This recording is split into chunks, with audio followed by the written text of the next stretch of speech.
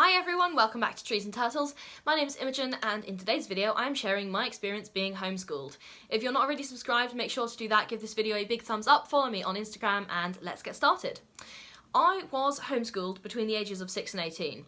Homeschooling is unfortunately legal and both legal and poorly regulated in the UK, which opens kids up to a lot of potential problems, many of which I experienced. So let's get started. This video is not a love letter to homeschooling. Number one is limited socialisation. So homeschool children often have fewer opportunities to interact with peers, which limits their socialisation skills and experiences. So from my point of view, it was better from a social and educational perspective when I was a young kid. When I say young kid, I'm talking between the ages of 6 and 10. But it was terrible as a teenager. So I lost most of my friends because when kids get older, most people went to school, I did not. So there was a very limited pool of people who were available during the day that I could socialise with. So as a result, I ended up hanging out mostly with adults, which it was interesting, but not necessarily great from a developmental perspective. Also, the people who stayed were handpicked for me, so I had very little opportunity to socialise unsupervised.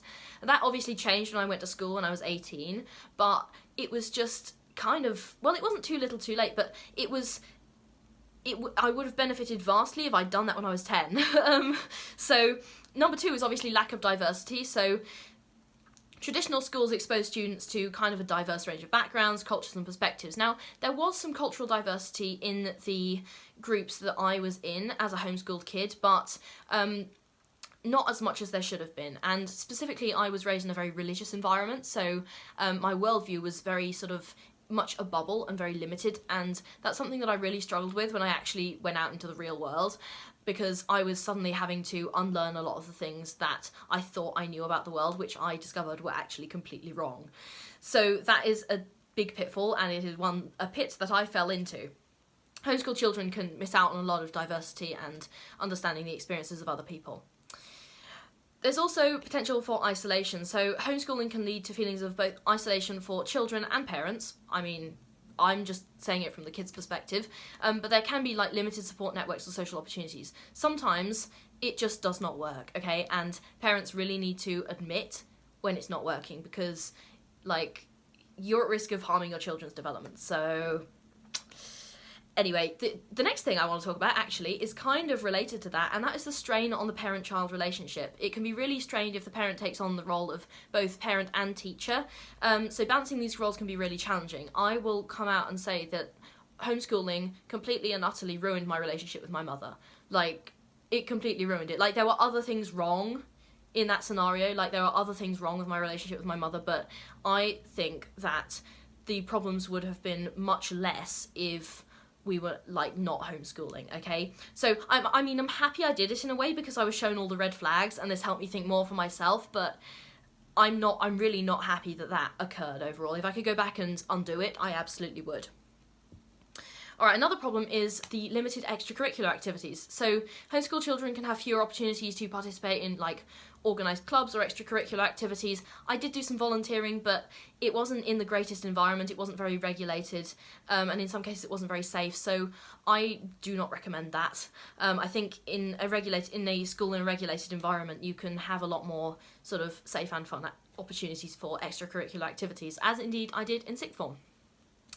Also, as a homeschool kid, you get less exposure to different teaching styles. So traditional schools often expose students to different teaching styles and methods, but homeschool children are often limited to the teaching styles of their parents. So I was just given one way to do things, but when I went to school I was oh, there's this way and there's this way and there's this way. Okay, so again, it's on that diversity point. My next complaint is a very common one, but potential gaps in knowledge.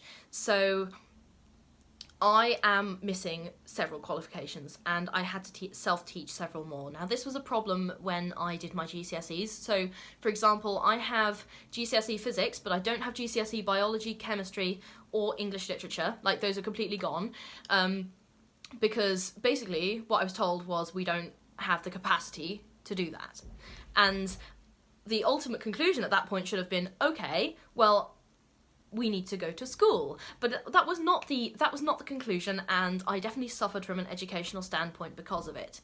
I had to self-teach myself history, and I got a B in it, which I was very pissed off by because I was only 2 marks off an A anyway. But the point is, nobody should have to do that. Like, nobody at 16 should have to teach themselves in a qualification that is going to affect their further educational progression, because you're literally a kid, okay?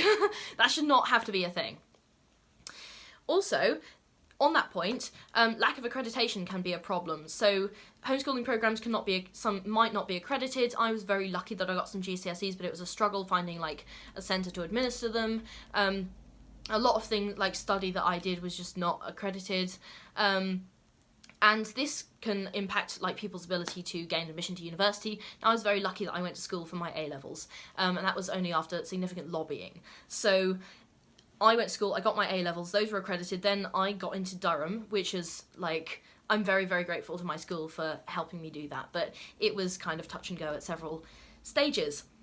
But I know plenty of people who weren't as lucky. Like, I know some people who we were like kids together and they didn't even get their GCSEs because they were homeschooled. And yeah, that sort of, it bothers me, you know? It does bother me because I think their life chances are probably negatively impacted by that. So, in summary, my experience with homeschooling was majority negative, okay? So I'm very fortunate that I actually got into university and I did well in my A-levels and all of that, but I know people who aren't as lucky, and I often see that this is a trend in my sort of wider social circle. People will sort of see me as a poster child for homeschooling being a success, and that's not true, because things I have achieved are despite homeschooling, not because of it, okay? Now, because I was homeschooled, I've actually struggled more in university.